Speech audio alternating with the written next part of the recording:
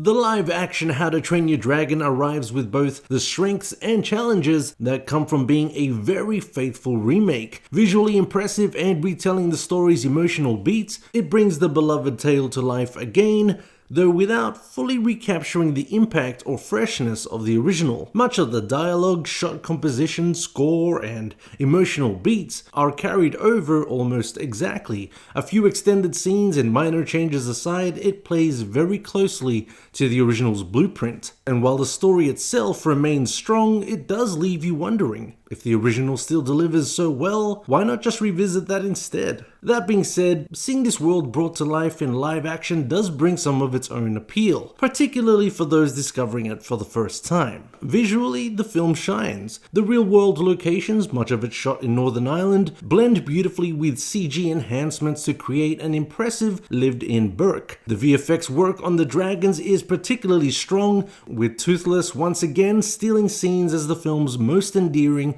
and wonderfully realized creation. The flying sequences are as spectacular as ever, and seeing it all on the big screen, I was lucky enough to see it in IMAX, makes for a striking experience. Mason Thames does a fine enough job as Hiccup, but his version of the character lacks the quirky awkwardness that made the original so charming. Jay Baruchel's vocal performance in the animated trilogy gave Hiccup such a distinctive personality, one that helped sell both his underdog status and his evolving confidence. Thames doesn't quite replicate that same spark, resulting in a lead performance that, while decent, feels flattered by comparison. The supporting cast is serviceable, though they similarly don't quite capture the same goofy, memorable charm of their animated counterparts. Gerard Butler, however, transitions his character well. Reprising his role as Stoic, Butler naturally brings across the strength and stern warmth of the father trying to connect with his unconventional son. His live-action performance may be the most seamless carryover from the original. I'll also give a bit of a shout out to Nick Frost, who I think did a pretty good job bringing the character of Gobber to life. Emotionally, the film largely delivers, as expected, considering how effective the original story already was.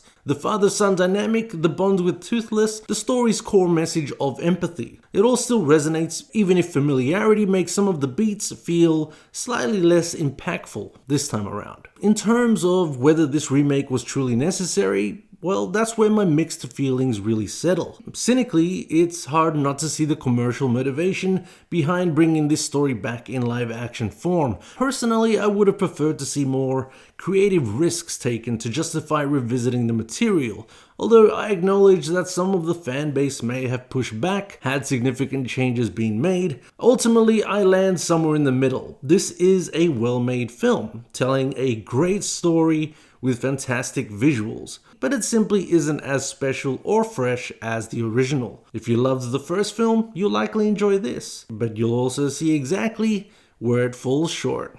I'm giving this live-action remake of How to Train Your Dragon 3.5 stars out of 5.